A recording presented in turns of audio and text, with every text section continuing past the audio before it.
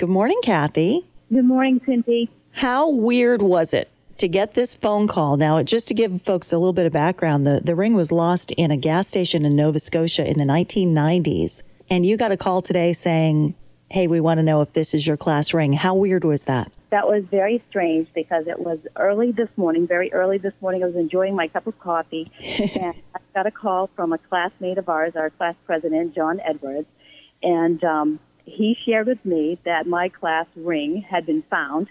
And, of course, I thought that no way could that be possible. Just hearing from him, to hear his wonderful voice this morning was something. But then to find out that my ring had been lost was such a shock.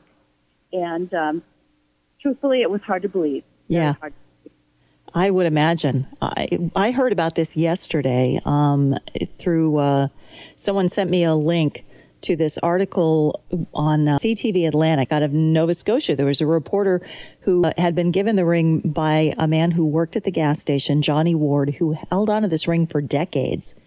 And his girlfriend found it and said, hey, somebody might want this. So he gave it to the TV station, and they notified, we have a Facebook page for the Brewer High School class of 1980, and contacted us. And John Edwards and I and some other folks have been on that website, on the Facebook page, for the last 24 hours, looking at the initials and saying, okay, who could it be? That is so funny. And we thought we knew once, and we talked to her, and she said, no, it's not mine. And then we found you, and that's so awesome. The initials look like it's C-A-J. Yes. And it looks like the L had been worn off. And oddly enough, we have a classmate with the initials C-A-J. Right. And contacted her, it sounds like, and she said, no, I have my ring, and this is it. And she posted a picture of it. Right. And we did look at it, and then I had to see it because I just couldn't believe it was mine. So I asked for a picture to be sent so that I could indeed verify it. Right. And I needed to see the side of it because I had the runner's foot with the wings. Right.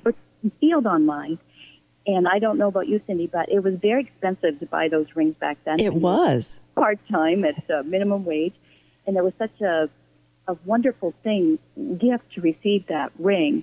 So when I saw the runner's wing on my ring, I knew it was mine. And the description said red, and I knew my ring was pink.